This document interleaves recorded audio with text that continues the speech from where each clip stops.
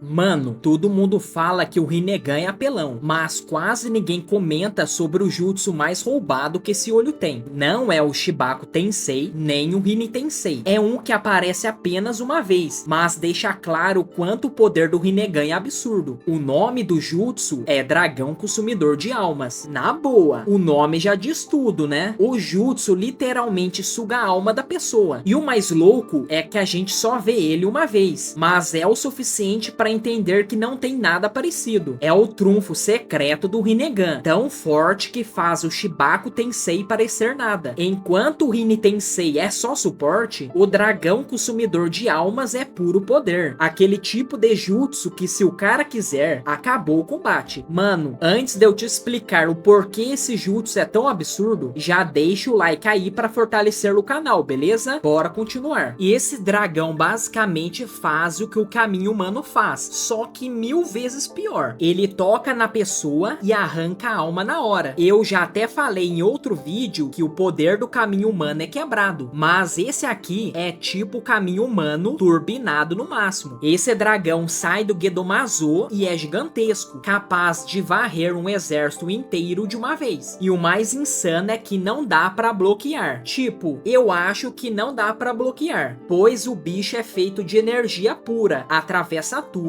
e simplesmente leva a alma embora. Nessa hora, não tem jutsu, escudo ou defesa. A única opção mesmo é usar aquele jutsu quebrado que também já comentei aqui no canal. Depois da morte do Yahiko, o Nagato surta e mostra o verdadeiro poder do Rinnegan. Ele acaba com um pelotão inteiro da Anbu de Konoha e os homens do Hanzo, sem esforço algum. Colocar um poder desse tipo na história é complicado demais. Um ataque que finaliza na hora e quase não tem como se defender é praticamente quebrado demais. Isso pode bagunçar todo o sistema de poder da obra, porque se um único jutsu pode acabar com qualquer um com um toque, acaba perdendo a graça. E é justamente por isso que outros personagens não usam essa habilidade. Eu imagino que o Kishimoto não quisesse que todo mundo que tivesse um Rinnegan tivesse um poder capaz de limpar um campo de batalha inteiro em segundos, sem nem dar chance de reagir. Na luta em que o Nagato usa o dragão, o único que sobrevive é o Hanzo, e só porque ele consegue usar aquele jutsu quebrado para fugir. O resto não tem tempo nem de pensar. Agora imagine se o Obito ou o Madara resolvesse usar isso. Ia virar massacre. E por mais forte que o Madara seja, quando ele joga aqueles dois meteoros gigantes, ainda tem o Onuki e o Gaara tentando segurar o primeiro. Já com o dragão, não tem nada que eles pudessem fazer. Fugir seria a única opção. E convenhamos, isso não renderia uma luta interessante para ninguém assistir.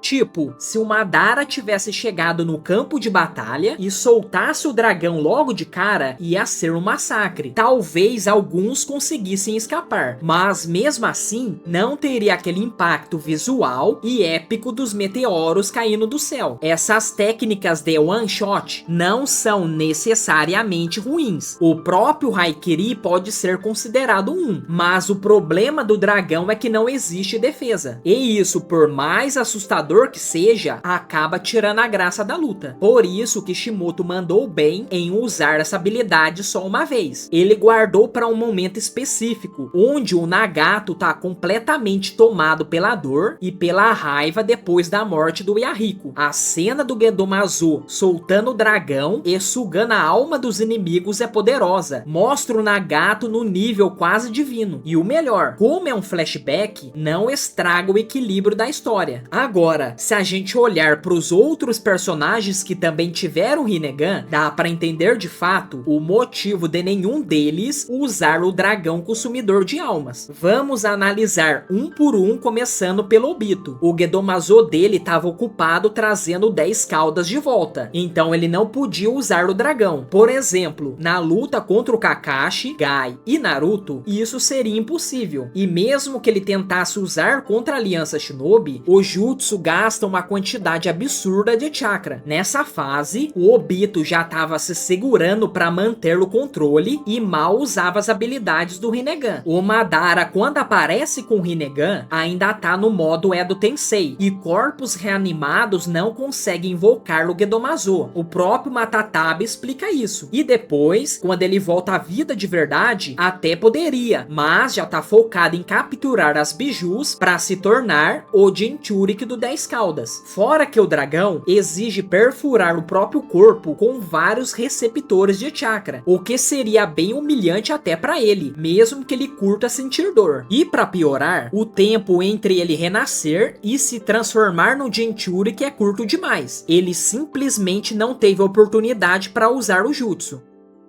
Agora, já o Sasuke, quando desperta o Rinnegan, o Gedomazo ainda tá com o Madara, então ele nem teria como invocar. E ele provavelmente nem sabia que esse jutsu existia, já que o olho era novo pra ele. Depois, no Vale do Fim, o Gedomazo já tava selado junto da Kaguya, então também não tinha chance. Ele precisou focar em usar o Indra Susanoo para reunir o chakra de todas as bijus, o que confirma que o dragão tava completamente fora de alcance. E por fim o Nagato. Depois de usar o dragão contra o Hanzo e os homens do Danzo, o corpo dele ficou acabado. Ele ficou debilitado, mal conseguia andar e passou a lutar só através dos caminhos da dor. E o detalhe é que esse jutsu precisa do Nagato em pessoa. Os caminhos não pode usar, já que são corpos artificiais. Mesmo quando ele é trazido de volta com o Edo Tensei, continua impossível de invocar o Gedomazo. Então o dragão simplesmente deixa de ser uma opção para sempre. Então, no fim das contas, dá para entender perfeitamente porque o dragão consumidor de almas nunca mais apareceu na história. Primeiro, o Gedomazo é essencial para a execução do dragão consumidor de almas. O Nagato utilizou essa técnica ao invocar a estátua através do Gedomazo, que estava sob seu controle. No entanto, após a sua morte e a subsequente reanimação por meio do Edo Tensei, ele não tinha acesso ao Gedomazo, tornando impossível o uso do dragão novamente. Além disso, o dragão requer a presença física do usuário, não podendo ser executado por meio dos caminhos da dor, que são corpos artificiais controlados à distância. Obito obteve o Rinnegan de Nagato, mas enfrentava limitações significativas. Durante a Quarta Guerra Ninja, ele estava focado em reunir as bijus para completar o plano do Olho da Lua, o que demandava o uso do Gedomazo para selar as bestas com cauda. Além disso, o dragão consumidor de almas consome uma quantidade massiva de chakra e causa dor extrema ao usuário, o que tornaria sua utilização impraticável em combate prolongado. Portanto, mesmo que Obito tivesse acesso ao Gedomazo, o uso do dragão seria uma escolha estratégica questionável. Já o Sasuke despertou o Rinnegan após a morte de Nagato, quando o Gedomazo já estava com o Madara. Não há evidência nos materiais canônicos de que o Sasuke tenha conhecimento do dragão consumidor de almas ou tenha tentado utilizá-lo. Além disso, como mencionado anteriormente, o dragão requer a presença física do usuário, o que impossibilita sua execução por Sasuke, que não tinha acesso ao Gedomazo.